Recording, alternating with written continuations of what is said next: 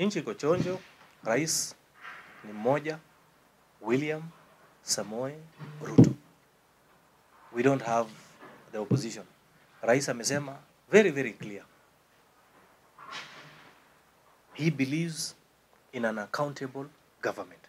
And we have offered as a government that we have the office of the leader of opposition that will be funded by the taxpayer. We have no problem. We want Raila Odinga to come to parliament from morning till evening. Akisema hii serikali imefanya hii, serikali imefanya hii, makosa hii, makosa hii. Tutampatia hiyo platform na atalipo mshahara, atapewa wafanyikazi, mtu ya kupika uji, mtu ya kutengeneza chai, mtu ya kusafisha viatu, hiyo vitu yote tutawapangia. Bora wakosoe serikali kwa makosa ambayo sisi tunafanya kama serikali. We have no problem. Lakini mambo ya kwenda kuvaa sufuria kwa kichwa na kufanya maandamano hapana. That is why tumesema mzee ni mtu tunamheshimu, ni mzee mzuri, aje bungeni, tutapambana naye kutoka kwa bunge. Makosa ambayo serikali inafanya, alete aseme serikali imefanya hii makosa, tutarekebisha namna gani. Sio kwenda kwa maandamano huko na kuanza kuvaa sufuria kwa kichwa. Hapana. Speaking of maandamano mweshi, na msanii hapa Kenya anaitwa Eric Omondi. Nani? Eric Omondi. Eric Omondi nani? Nani yule mtu anachekesha watu? Yes. Jana aliweza kutoa statement akasema Raila Odinga apumzike. Yeye mwenyewe ndiye atashughulika na maandamano. Huyo ni panya. Is a rat. What are we even discussing about? Who is Eric Omondi? Oh, is a no nonsense guy. Well, of course, hali si nzuri kabisa. Hali is a bit tight. But one thing I want to tell my fellow citizens is that we can't blame the government. We are aware that the president is doing all he can to ensure that the economy picks up. When we came to government and when we came to power, we inherited a dilapidated economy, an economy that had crashed completely. And I can tell you, from where I sit, if the last regime continued for another 30 to 60 days, this country will crash down. So I am aware about the cost of living. Everybody's aware. I know there are people, many Kenyans are crying. But I can assure you that we are on the right trajectory. As a country, we have a lot of faith in the Kenya Kwanza administration led by His Excellency President Dr. William Samoei Ruto. And I think people just need to be a little bit patient because honestly, hata mtoto akizaliwa, you don't expect him or her aanze kutembea siku hiyo hiyo, you know. So I think we are moving to the right direction, and you can see some of the achievements that the Kenya Kwanza administration is doing. For example, you know, we are trying to stabilize the economy by we actually discontinued the food and fuel subsidies that was costing this country 15 billion shillings every month. The president stopped that, you know. You can see what the country, what the president is doing. We have, in Kenyan history since independence, the Ministry of Education has recruited, at one single given recruitment, 56,000 teachers at a go, you know, creating also employment for our brothers in the country, you know. So we just need to give this administration time to ensure that everything is going to work out well. Na pia nataka niwaeleze, unajua even the issue of mafuta, bei ya fuel, it is not the president, it is not the government. This is an international issue with OPEC, you know. It's not about, you know, William Ruto or the government of Kenya. No, this is a global issue, you know. So we can't blame that the president has increased or the government, the Kenya Kwanza administration has increased the prices of fuel. No, it's all over, it's globally. You know, so people just need to understand, you know, because also there are some covenants which with the IMF, you know, so there's deep. It's not about the Kenya Kwanza administration. So on the issue of the prices of fuel, it's not about the Kenya Kwanza administration. It's an international and global issue, which I'm sure, truth be told, we are going to face some little bit of hard times ahead. So Kenyans must also be prepared that with time, as the president is trying to come up with a comprehensive master plan of how to bring the cost of living down. As you can see, we have registered as a government over 5 million farmers. We've brought the cost of, we are trying to bring the cost of living down. We have, the president has actually brought down the price of fertilizer from 7,500 to 2,500, you know. So there are many issues that we are trying to do. Look at the Hustler Fund, you know. In 2 months after we came over to power, Kenyans borrowed 37 billion shillings. 37 billion shillings. And as we speak today, 18 million people, Kenyans, have borrowed and they have returned. And 7 million Kenyans actually have savings in the Hustler Fund.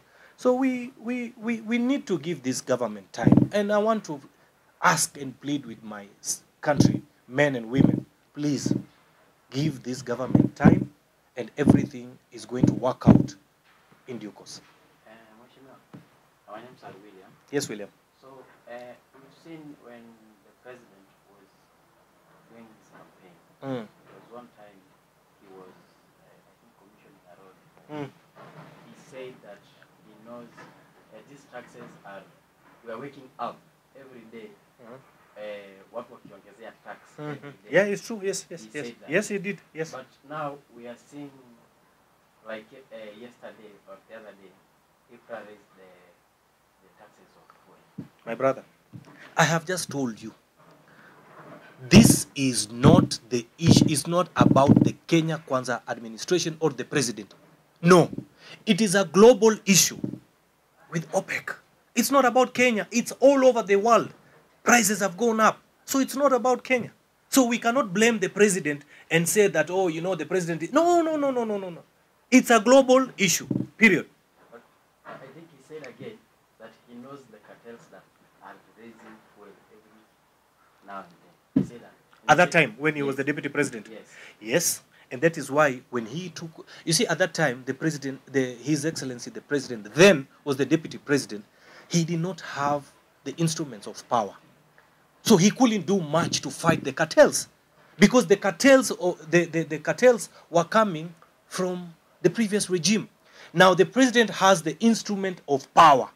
And that is why we are doing all we can as government to ensure that we stabilize the economy. So on the issue of fuel you're talking about, yes, it is true, he spoke about it.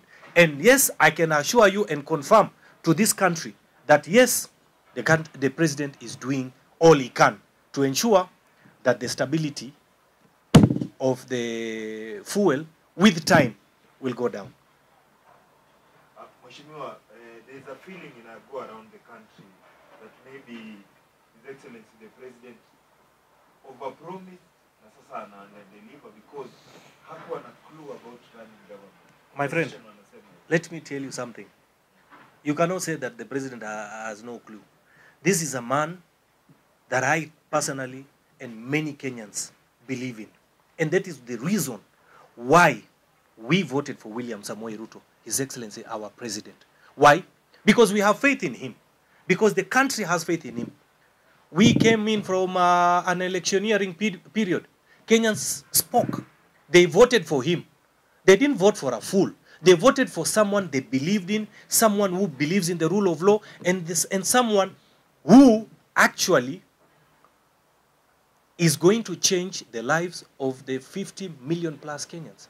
So you cannot say that he overpromised. No, no, no, no. The president has been a member of parliament. He's been a cabinet minister for agriculture, for higher education. He's been a deputy president for 10 years. Now he's a president.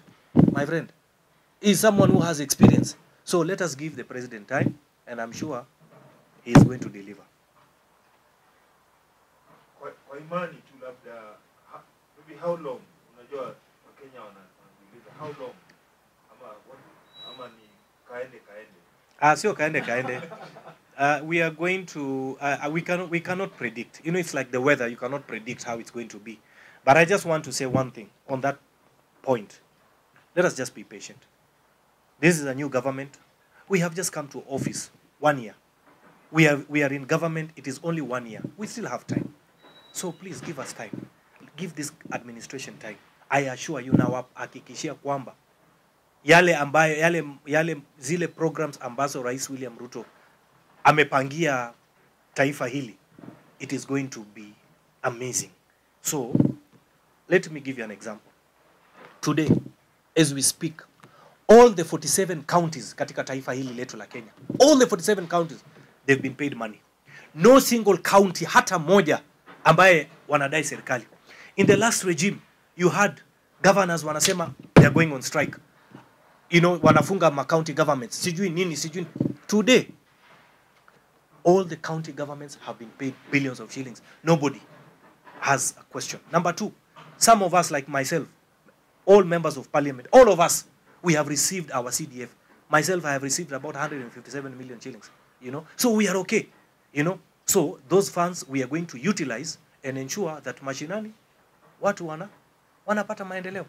So please, tupatie muda kidogo. Msitukimbize pia sana, you know, propaganda mingi kwa mtandao, usijui nini, rais, hapana. To relax kidogo, please. Mheshimiwa, matatu operators are planning to hike the prices for matatu. Now, Kenyans have reacted to that because so many of Nairobians or Kenyans use public transport, transport. I don't know if there are plans, maybe you've tried maybe to reach out to your friends and matatu owners, maybe to have a sit down. As on that issue, I can assure you that the Ministry of Transport and Infrastructure is working on it. They are going to have meetings with the minister together with his team, our able CS, my brother Mheshimiwa Kipchumba Murkomen, together with his team. They are working on it. They will call all the stakeholders, sit down and come with a comprehensive master plan of how they are going to work on it. Yeah, so you don't need to worry. The government is in charge and they are going to take appropriate measures. Mheshimiwa, again on the issue of taxes, because it affects a lot of Kenyans. Najua kulipa ushuru ni kujitegemea. Kabisa. But now we've seen that there is an, I think, amendment that is going to be implemented that the school kids that have swimming pools in their schools will be paying tax. What do you say about that? I don't think that's, I think on my side, I really don't want to wish to comment on that because currently, you know, we have challenges. Swimming pool is not an important issue for the country. You know, we need to give the school children bursaries. We need to pay, they need to go to school, not to swim. You know, we have, as a country today, we have more problems than the swimming pool. So I think we just ignore that issue of the swimming pool. We have serious issues that are affecting our children. You know, why do we want to discuss even the issues of swimming pool? Why we can discuss about school feeding program, what the government is doing, and so let's not to see tukoroge maneno tuachane na mambo ya swimming pool. Now, Mheshimiwa, there's a proposed a bill for increasement of VAT tax. Many young hustlers actually, sisi kama hustlers, feel like now it's good maybe gavai ongeze vitu once, we can adapt at once because kuna a video was circulating. Instead ongeze skari 50-50, mafuta ongeze 30-20, ongeze once. Kama ni tax wanataka serikali ifike 20, wake 20. The wananchi waanze kuadapt because I know they are challenging, it's a global issue. Yeah. The government is trying its best to deliver for the people of Kenya. On the issue of taxes, you know, we have to generate our own revenue as a country. And that's why we don't want to keep borrowing money from outside. Today we are paying over 100 billion shillings in terms of mambo ya madeni na masijui nini, you know. So imagine if today we are paying 100 billion shillings kulipa, let's say, those countries, you know. Imagine with 100 billion shillings ambaye tungekuwa tuko naye tunafanyia development as a country, you know. It will change a lot of things. And that's why I'm saying this administration, the Kenya Kwanza administration, is going to deliver to Kenyans. All that I'm pleading with our countrymen and women, please give this government time, and I assure you, you will come and tell me that, yes, indeed, we have delivered. No. Lakini rigiji yako chonjo. Exactly. You know, it was just the ilitoka bahati mbaya. Unajua hapa Kenya tuko na wanyama tofauti, tuko na simba, tuko na nini. I can tell you, my brother, what the deputy, His Excellency the Deputy President meant actually was twiga. Twiga was ni giraffe. You know, he just said it twiga, you know. Na ukiuliza wa Colombia twiga wanajua kwao it is something, is a tall something. So he was relating to it. Kwa hivyo msiseme sana. Uliza wa Colombia what that means. Unaelewa? So msisumbue rigiji yako chonjo.